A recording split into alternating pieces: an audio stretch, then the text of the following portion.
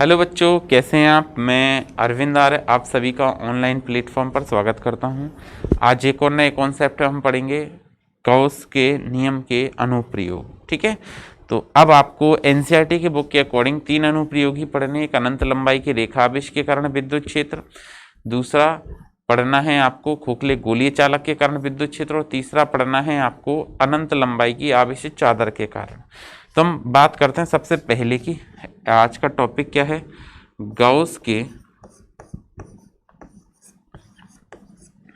की प्रमेय के अनुप्रयोग। गॉस की प्रमेय के अनुप्रयोग, एप्लीकेशन ऑफ गॉसिस थ्योरम। ठीक है, गॉस की प्रमेय हमने जो पढ़ी थी उसके आपको अनुप्रयोग पढ़ने हैं। तो इसमें सबसे पहला अनुप्रयोग जो है, पहला वो क्या है, अनंत लंबाई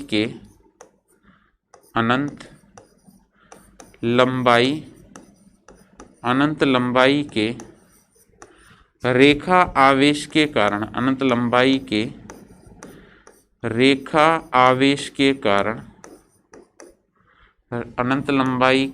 आवेश के कारण विद्युत क्षेत्र की तीव्रता,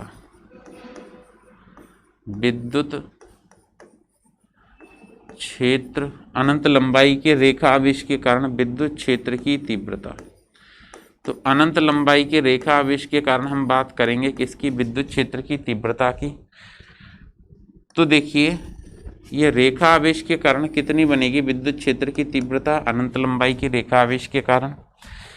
तो हमको सबसे पहले हमने माना कि एक रेखा है जिसकी लंबाई क्या है, L है। समझना चीज़ों को, क्या कहा, माना एक रेखा, एक आपको रेखा दी गई है इस तरह से, माना एक रेखा जिसकी लंबाई कितनी है, माना एक रेखा जिसकी लंबाई L है।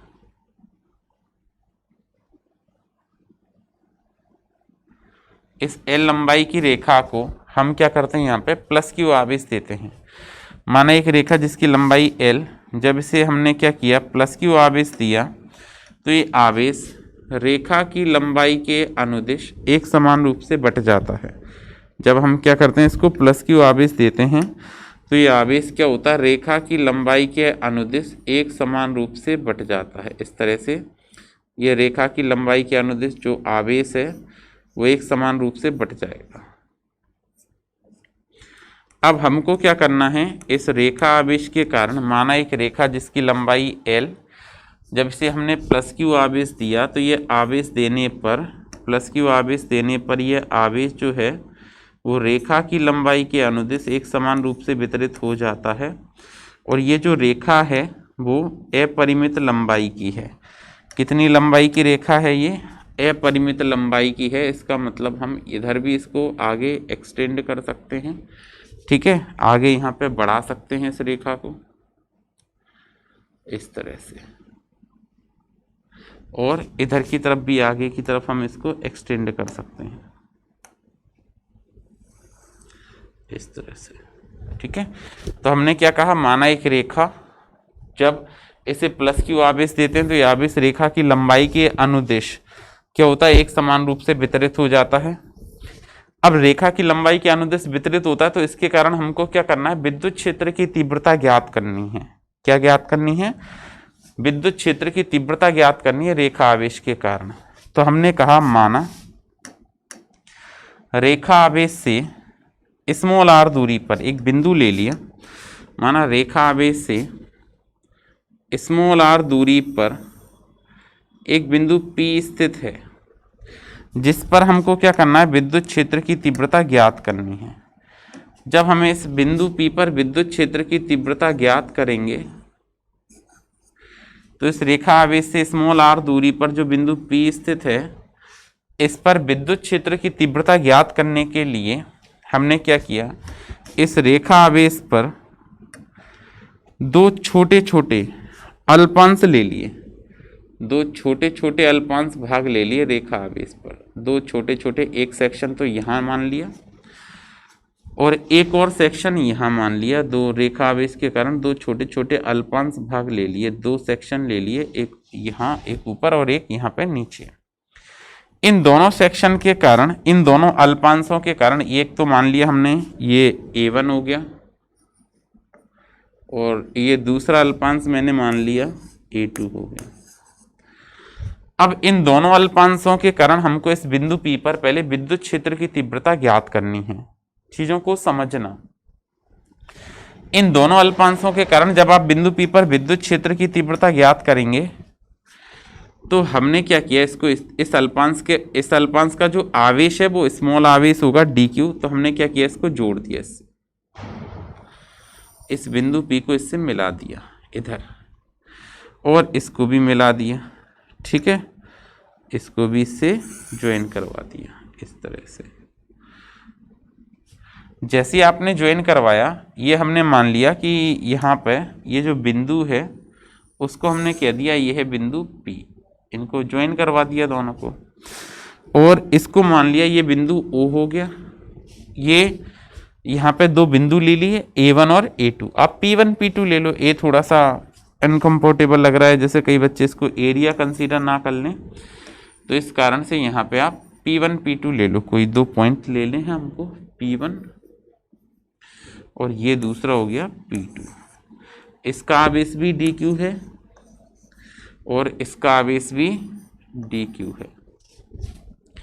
अब ये बिंदु O से ये P1 पॉइंट जो है उतनी दूरी पर है जितनी दूरी पर P2 है। ये बिंदु O से P1 पॉइंट जितनी दूरी पर उतनी दूरी पर P2 है। तो हमने कहा कि ये जो कोण बना ये बन गया आपका कितना, थीटा, और अगर ये थीटा बना तो ये भी क्या बनेगा, थीटा, क्योंकि ये दोनों समान दूरी पर हैं। अब इस बिंदु P पर अगर आपको विद्युत क्षेत्र की तीव्रता ज्ञात करनी है तो हमने पढ़ा है कि विद्युत क्षेत्र की तीव्रता एक सदिश राशि है और धनावेश के कारण इसकी जो दिशा होती है वो कैसे होती है, आवेश से दूर की ओर। तो इसके कारण ऐसे दूर की ओर जाएगी, धनावेश के कारण जो दिशा जाएगी वो कैसे जाएगी, आवेश से दूर की ओर, इस तरह से ये दूर की ओर जाएगी। क्या बात क्लियर हो गई? धनावेश के कारण जो दिशा जाएगी वो कैसे जाएगी, आवेश से दूर की ओर जाएगी।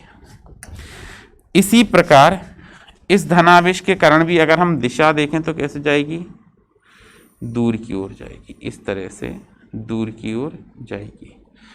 ठीक है, अब अगर आपने ये दिशा देखी दोनों में तो दूर की ओर गई है, तो अगर ये दिशा दूर की ओर जाएगी तो हमने मतलब ये किसी एंगल पर नहीं आ रहे हैं, दोनों कंपोनेंट किसी कोण पर नहीं आ रहे हैं, ये हमने इसको आगे की तरफ बढ़ा दिया इस तरह से। ठीक है, ये दोनों कंपोनेंट जो हैं वो हमें क्या करना है, सबसे पहले तो एक एंगल पे, पर्टिकुलर एंगल पे लाने हैं जिससे हम इसका कैलकुलेशन कर पाए। तो हमने कहा ये प्लस आवेश के कारण ऐसे दिशा बन रही है, ये दूर की ओर, सॉरी,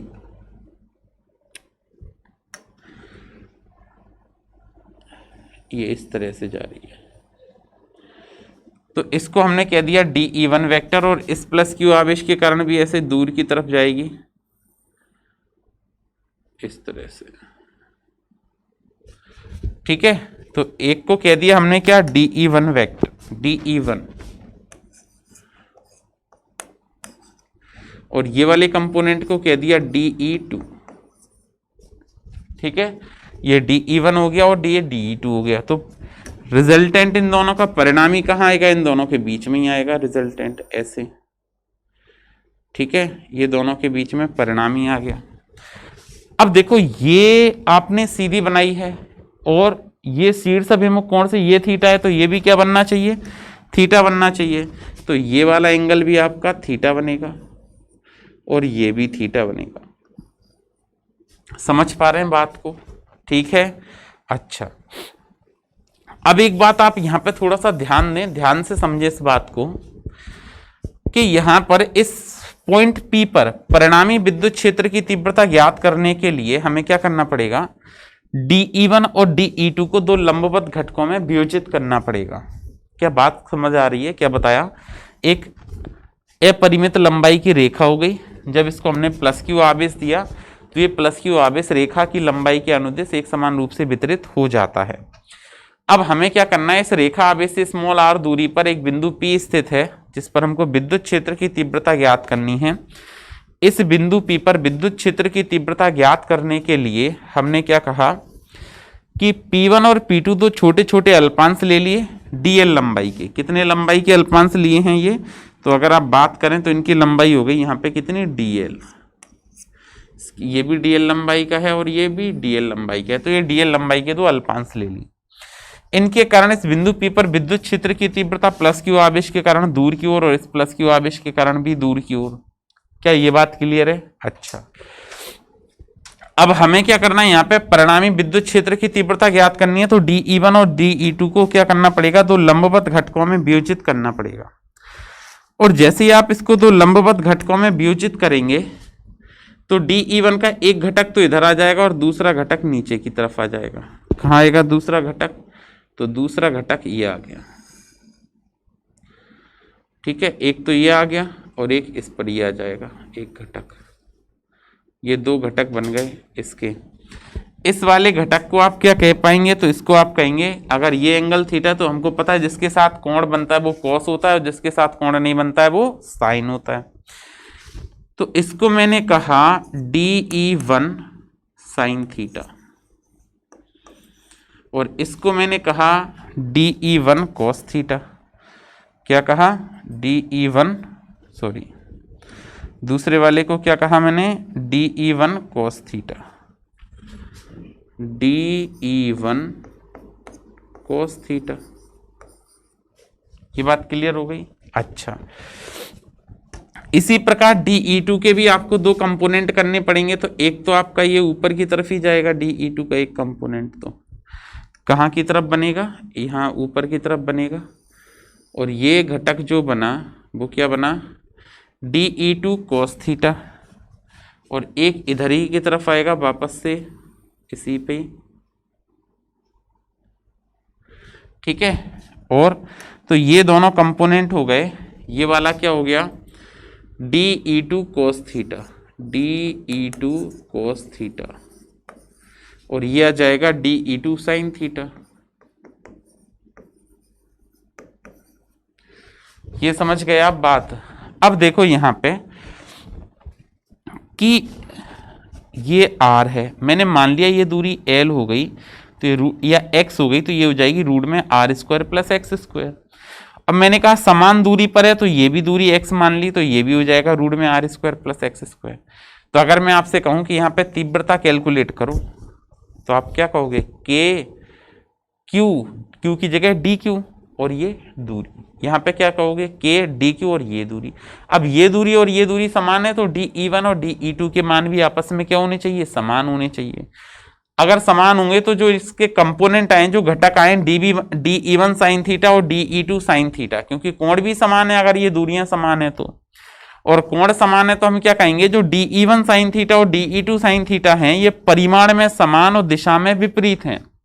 क्या है, ये परिमाण में समान है और दिशा में विपरीत है, तो एक दूसरे को निरस्त कर देते हैं।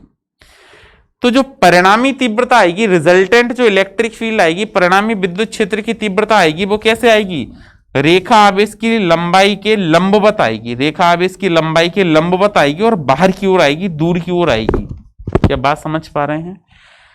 तो यहां पर जो परिणामी तीव्रता आएगी वो घटक dE1 cos थीटा और dE2 cos थीटा के कारण आएगी। किसके कारण आएगी, dE1 cos थीटा और dE2 cos थीटा के कारण आएगी। जबकि एक घटक ऊपर की तरफ कार्य करेगा और एक नीचे की तरफ कार्य कर रहा है, ये एक दूसरे को क्या कर देंगे, निरस्त कर देंगे।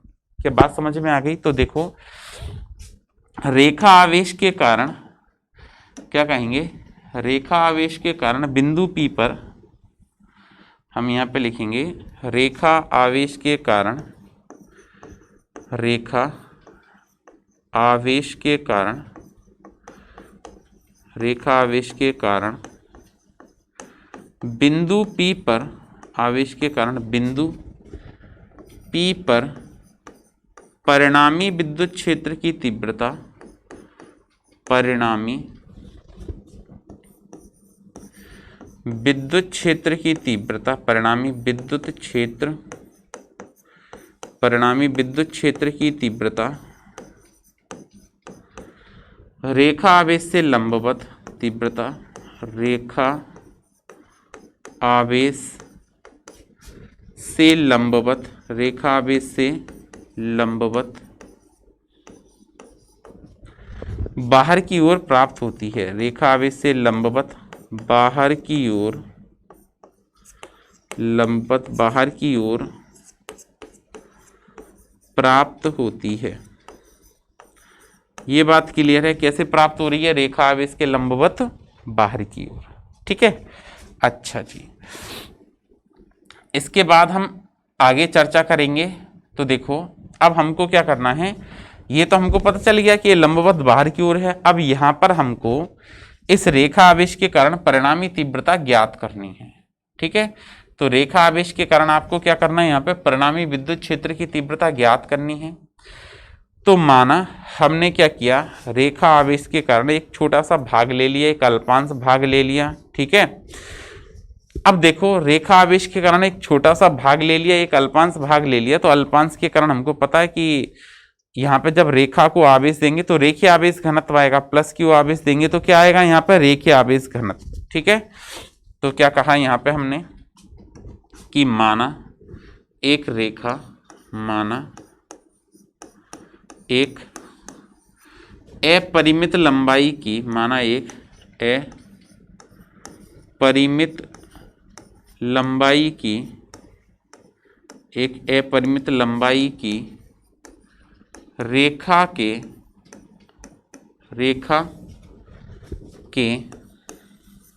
एल लंबाई के भाग के कारण, एल स्मॉल एल लंबाई के भाग के कारण, भाग के कारण विद्युत क्षेत्र की तीव्रता ज्ञात करनी है। विद्युत क्षेत्र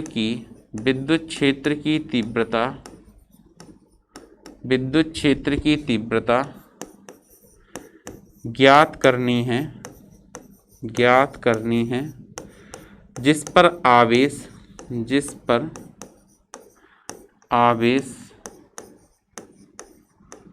स्मॉल क्यू है,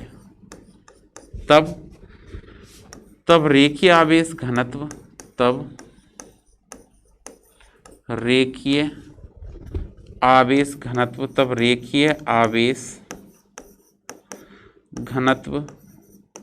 तो इस केस में रेखीय आवेश घनत्व कितना बनेगा, लैम्डा बराबर Q अपॉन L और Q equal to lambda L, क्योंकि रेखा की लंबाई के अनुदिश वितरित हो रहा है तो रेखीय आवेश घनत्व ज्ञात करेंगे।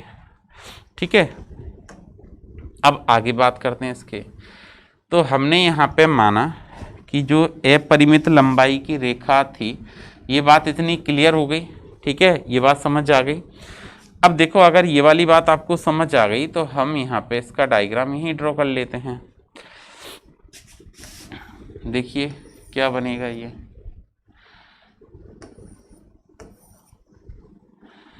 तो अगर हम इसका डायग्राम ड्रॉ करेंगे तो हम ऐसा कह सकते हैं यहाँ पे, सॉरी,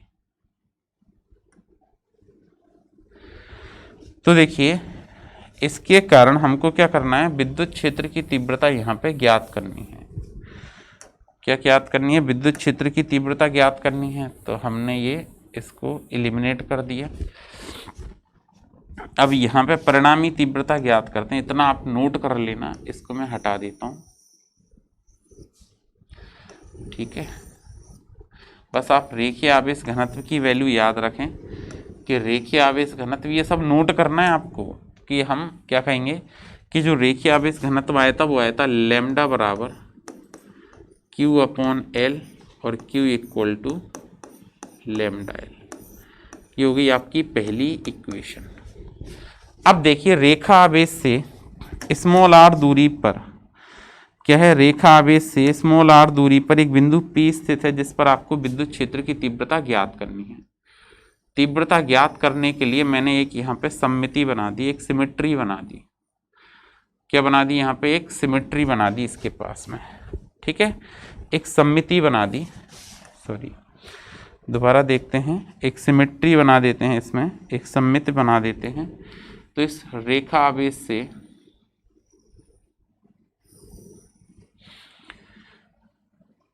इस तरह से, ठीक है।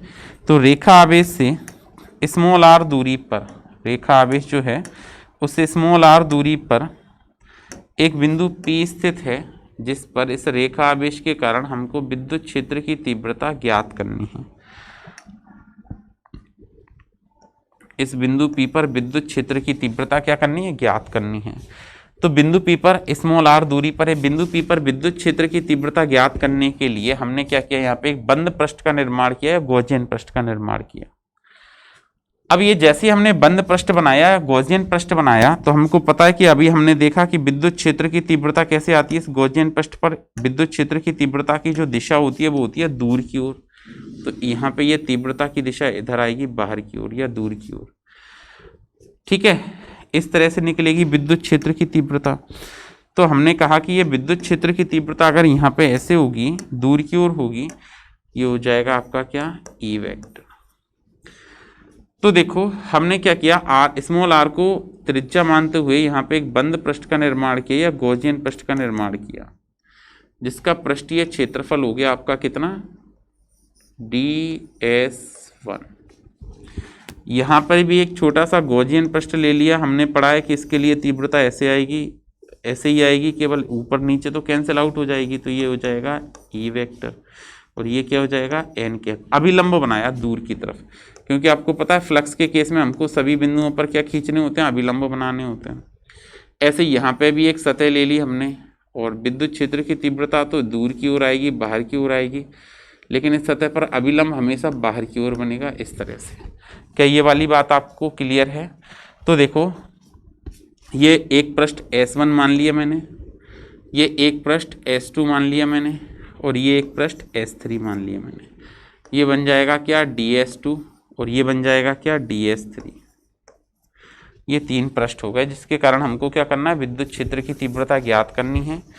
ये रेखा की जो लंबाई है, इसका ध्यान रखें कि रेखा की जो लंबाई हम मान रहे हैं यहाँ पे वो L है। कितनी लंबाई की रेखा है ये, L लंबाई की रेखा है। ये वाली जो रेखा की जो लंबाई है वो कितनी है, L है।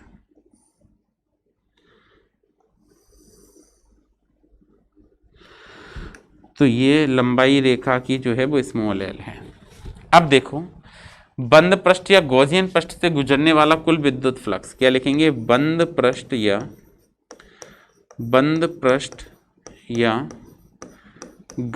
पृष्ठ से गुजरने वाला कुल विद्युत फ्लक्स, बंद पृष्ठ या गॉसियन पृष्ठ से गुजरने वाला कुल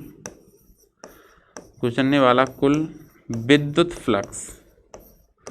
तो बंद पृष्ठ या गॉसियन पृष्ठ से कुल कितना फ्लक्स गुजरेगा, तो मैं कह सकता हूँ फाई बराबर surface integration of E vector dot ds vector, इतना निकलेगा बंद पृष्ठ से। अब आप इसके कितने, तीन ढक्कन खोल सकते हो, एक तो ये गोलीय सेक्शन, एक ऊपर वाला गोलीय सेक्शन, और इसको हम क्या कहते हैं, वक्र पृष्ठ। कौन सा पृष्ठ कहते हैं, वक्र पृष्ठ कहते हैं। तो आप यहाँ पे क्या लिखेंगे, आप लिख पाएंगे फाई बराबर, तीन सेक्शन अलग अलग कर दिए तो surface integration S1 E vector dot ds vector plus surface integration S2 E vector dot ds2 vector plus surface integration S3, क्या लिख पाएंगे, E vector dot ds3 vector. ये तीन अलग अलग सेक्शन कर दिए। अब मैंने क्या कहा था कि जब डॉट लगाएंगे तो कॉस आएगा और कॉस आएगा, तो यहाँ पे थीटा किस किस में एंगल है, विद्युत क्षेत्र की तीव्रता और अभिलंब में। तो आप S1 सतह पर देखें कि विद्युत क्षेत्र की तीव्रता और अभिलंब समांतर है, और समांतर है तो कोण कितना बनेगा, 0 डिग्री बनेगा। और 0 डिग्री बनेगा तो मैं ऐसे कह सकता हूं क्या, S1 equal to EDS1 cos 0, एक बात, प्लस यहाँ पे लिखेंगे सरफेस इंटीग्रेशन किसका, S2 का EDS2 cos 90,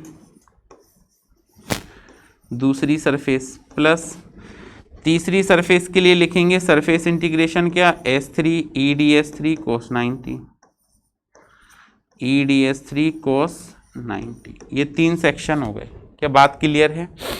अच्छा जी, अगर आप इसके बाद आगे बात करते हैं तो हमको पता है cos 0 का मान कितना होता है, 1 होता है। तो ये बनेगा सरफेस इंटीग्रेशन S1 EdS1, क्योंकि ये जीरो cos 0 की वैल्यू 1 होती है, cos 90 0 होता है, ये भी cos 90 0 होता है, तो ये दोनों टर्म 0 हो गए।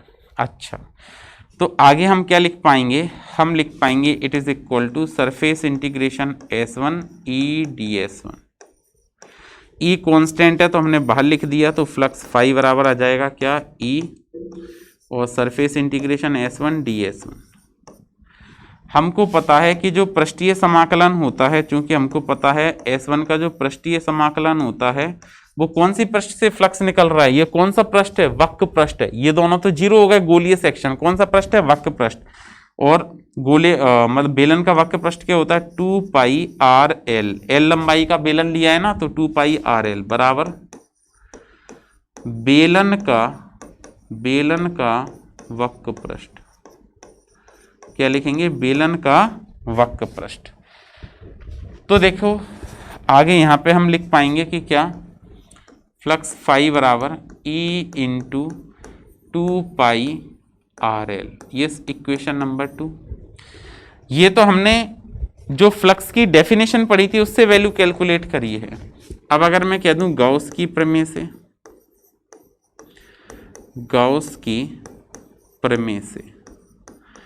तो गाउस की प्रमेय क्या कहती है, गाउस की प्रमेय कहती है कि जो फ्लक्स होता है फाई बराबर वो होता है 1/ε0 इंटू क्यू, जो आवेश होगा ये तीसरी।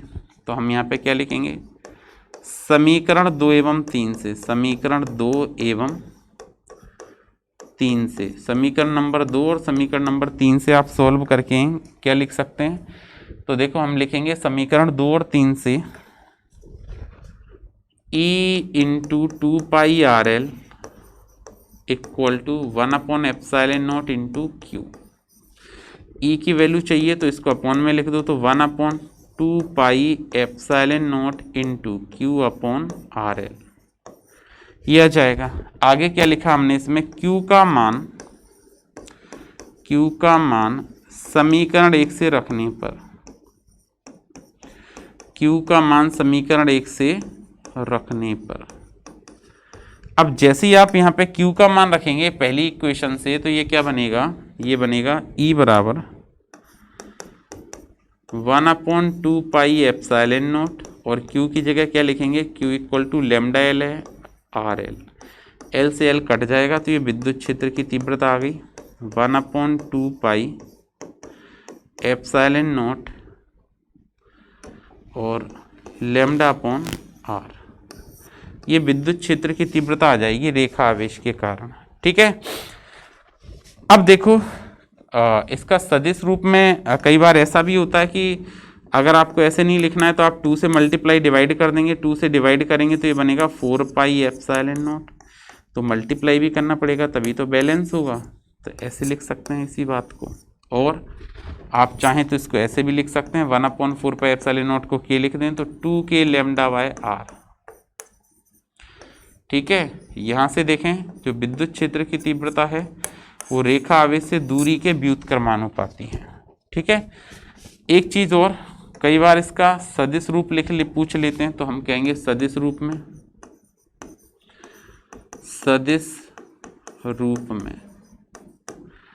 अगर आप सदिश रूप में लिखेंगे तो ये आएगा E vector equal to 1/2 pi ε0 into lambda upon R, और सदिश में करना है तो इकाई सदिश एन कैप से गुणा कर देंगे। ठीक है, तो आज के लिए इतना ही, फिर मिलते हैं कल नेक्स्ट क्लास में एक और नए कॉन्सेप्ट के साथ। तब तक पढ़ते रहिए, सुरक्षित रहिए, थैंक यू।